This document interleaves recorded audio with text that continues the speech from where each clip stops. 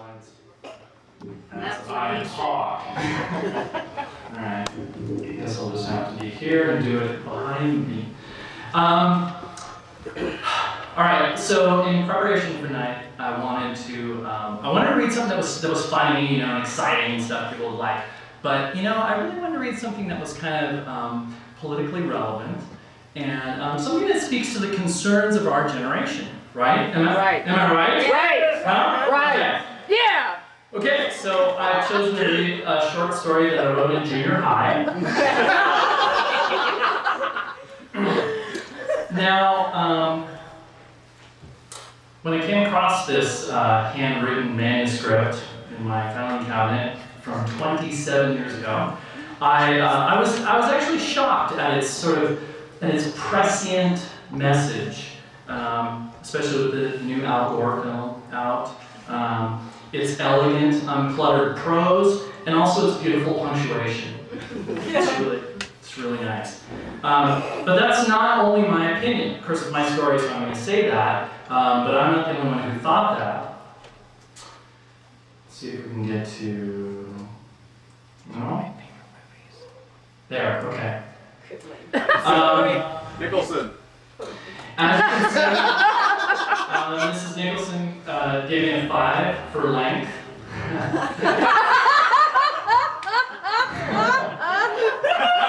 Isn't that illegal? Stop! She also said it was a good story, and characterization she characterized as very good. And what else? Beautiful spelling, sentence structure. And she ends by saying it's very neat. And what higher praise could there be? In fact, I got an A, so you're in for a treat. I was 6 then. Okay, Fabulous. final little bit of introduction. When I was going to present this story, I realized that beautiful punctuation and excellent sentence structure was really not enough for a modern audience, such as yourself. So I wanted some kind of visual component. Now I did talk to several graphic artists about illustrating the story, and I didn't really, nobody was really interested. And then I remembered my lovely wife Robin always leaves me these little cartoons in the morning when I go to work and stuff, and they're really cute, they're cute. And so I asked her, and she said she would, so she's provided some illustrations for the story. I haven't had time to preview this. Surprise! I'm sure it's going to be great. Okay. All right. The title of my story is... So here we go, sorry. And then... It's good, isn't it? Creative. Yeah, there probably should be a question mark. Chapter 1, The Fleeing Ships. This is going to be true. I'm very drunk. Alright, just bear with me. Engines, go.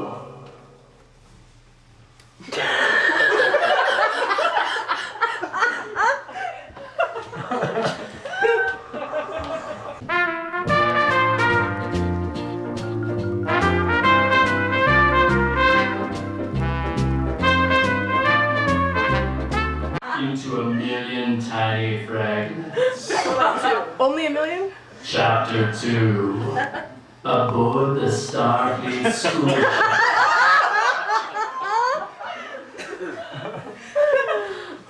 I thought I'd include these little screenshots of the actual story so you could kind of get a feeling of the artist at work. Look how well you...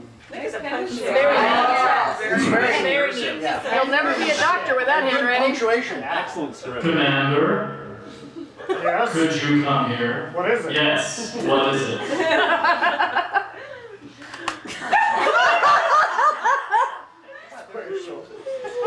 The commander was a tall, weather-beaten man with blue eyes, brown hair, and square shoulders.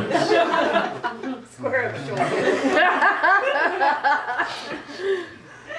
This is probably the part where Mrs. Nicholson was talking about excellent characterization. He was the kind of man that you would have expected to be the commander.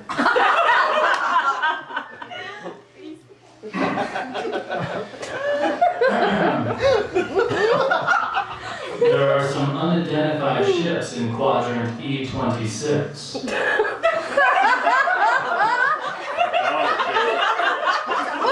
What the hell is that? Space dogs.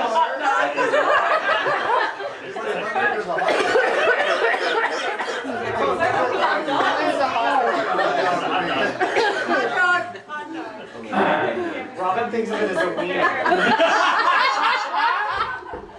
That's just vegetarian.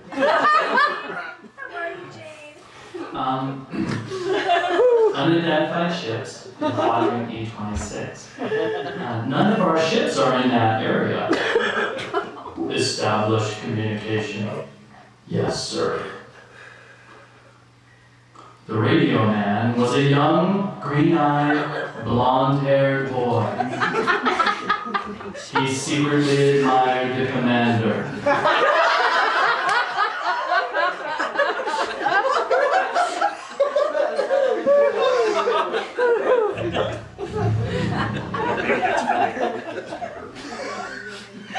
I'm not even sure I want to see the next slide. The radio man was yet a boy, but almost a man.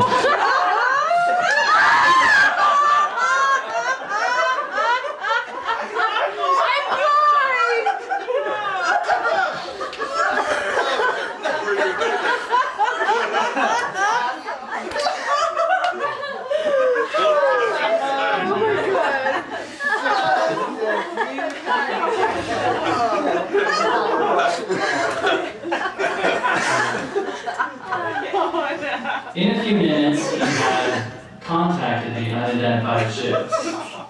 Soon they found out who they were, where they were from, and why they were there. They lost their planet due to their own greed. Apropos. There was too much pollution from their many factories.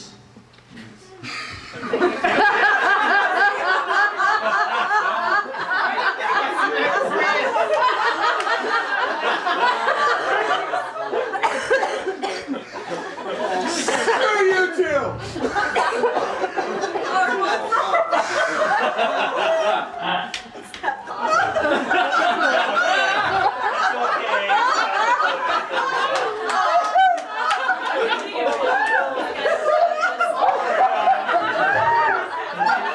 I'm feeling this train is derailed. That's not a little poke, that's a slap. So there are many factories. After a while, radiation from their sun could get down to the planet, but it couldn't bounce back out. It created a giant oven. I added that. See, it wasn't initially in the story. I added that later. It's good. And then it's good. I added that. You edited it much later when you had the information.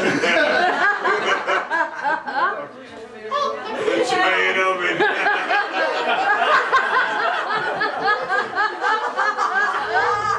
that an oven or a washing machine?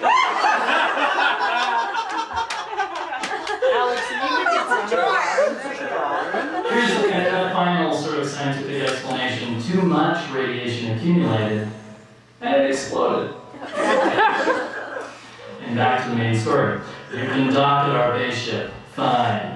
We need a lot of supplies. We should be there in exactly 15.6 hours. We'll be ready. 0.6. Chapter 3. the docking.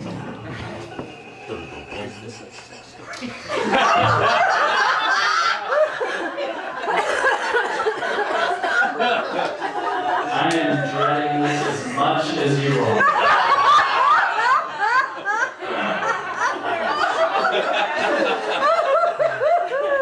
Wait for it. Wait for it. Yeah. Pull up. Pull up. What do we got? Okay. Left, 8.3 sections. Slow, 0.4. Docking completed.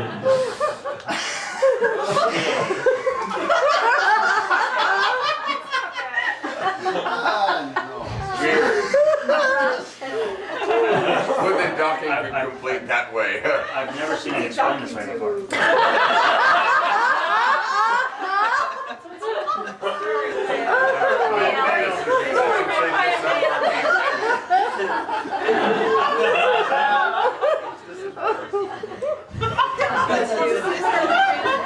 You'll be driving home summer.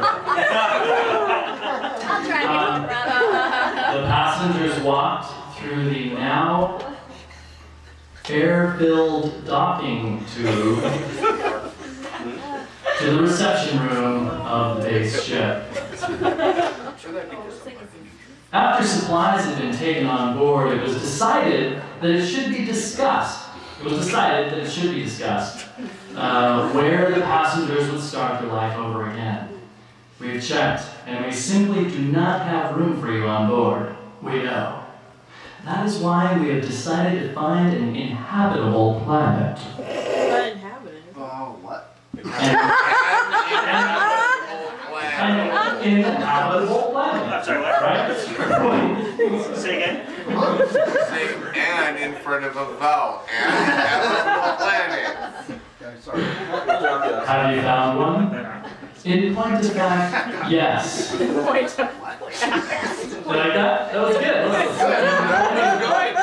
me read that again. Yeah. In point of fact, yes. What 12-year-old says in point of fact? Right there. Guilty as charged. A planet called Toews. Tauron. I bet it said that when you handed it in, didn't it? Yeah, it did. Toews. I know. No one lives there, but it is inhabitable. Ish. We will start for there as soon as we have sufficient supplies. You mean you're going to just start life over? You think you're going to cultivate a whole planet? That's the general idea.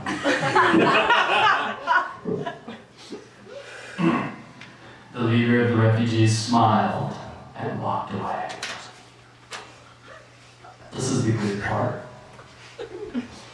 Chapter 4 is kind of a dual title. The landing / the start of a new life.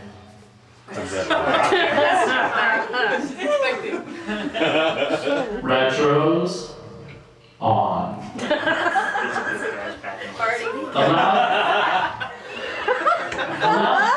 Then we're here. Just think, this is the starting of a new life. Like in the title, starting a new life. Is there air? Yup, just like home. Oh, it's the same picture. Wow. Everyone filed out onto the soft earth, cautiously. This is my favorite sentence, so just let me read it. Cautiously, their robe-clad leader got up in front of them preparing to make a speech. That's good detail. Robe-clad. Characterization. 5. We got 5 on that. 5 on that. Okay. Friends. No. Friends, we are about to embark on a seemingly impossible venture to cultivate, populate, and modernize a whole planet. To do this, we will need many machines. Uh-oh. Company. Demolition. Didn't work for Wiley. Why would it work for you? What the hell is that? He's a real place handy, Andy. To mass produce the machines, Cars aren't really your drawing. we'll need factories. So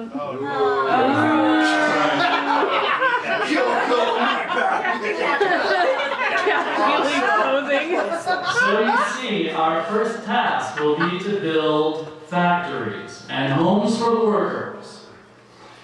We'll need metal, glass, and plastic producing plants. We'll have food processing. What else we got here?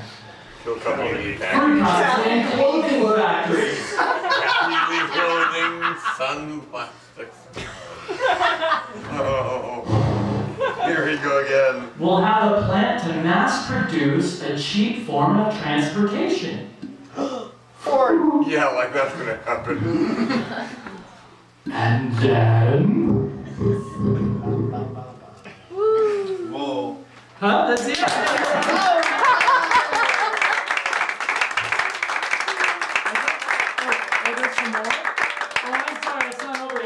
Robin did a little montage of what happens after that.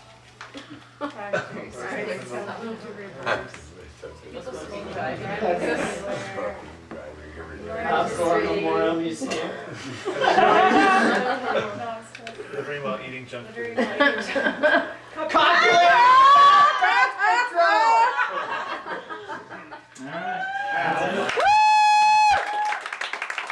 Thank you very much.